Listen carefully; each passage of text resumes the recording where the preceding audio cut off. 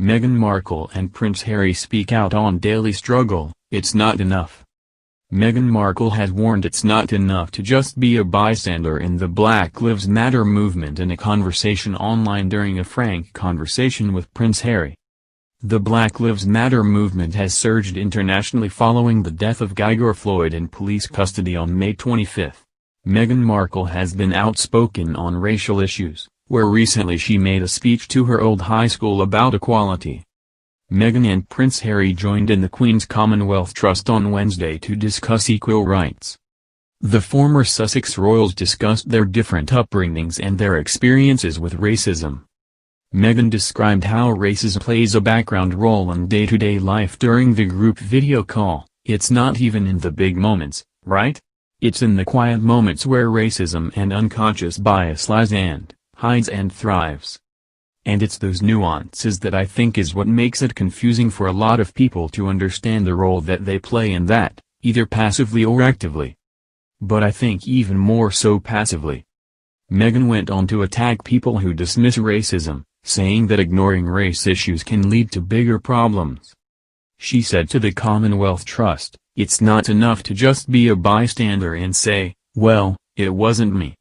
And that's what I think was very much manifested in what you're feeling from people's outpouring surrounding the murder of George Floyd. It wasn't that this wasn't always happening.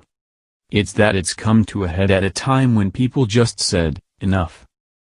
Harry also spoke at length about his different background as a royal to those of other races. The former Prince of Sussex said, "We can't deny or ignore the fact that all of us have been brought up and educated to see the world differently. However, once you start to realize that there is that bias there, then you need to acknowledge it. You need to acknowledge it, but then you need to do the work to be able to become more aware." Harry went to say that systemic racism in the 54 Commonwealth nation has played a big role in Britain's colonial past. He continued, "When you look across the Commonwealth, there is no way that we can move forward unless we acknowledge the past. So many people have done such an incredible job of acknowledging the past and trying to right those wrongs, but I think we all acknowledge there is so much more still to do." The Queen's Commonwealth Trust meeting is a part of an ongoing series of conversations between the Trust and young leaders from its network.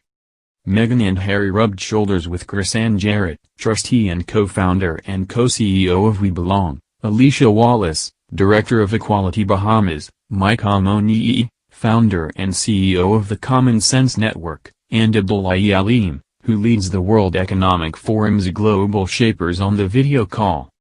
It is the latest in a series of statements from the former royals on racial equality. Prince Harry called out racism built into society in a video recorded for the 2020 Diana Awards. In the video, he said, "Institutional racism has no place in our societies, yet it is still endemic. Unconscious bias must be acknowledged without blame to create a better world for all of you."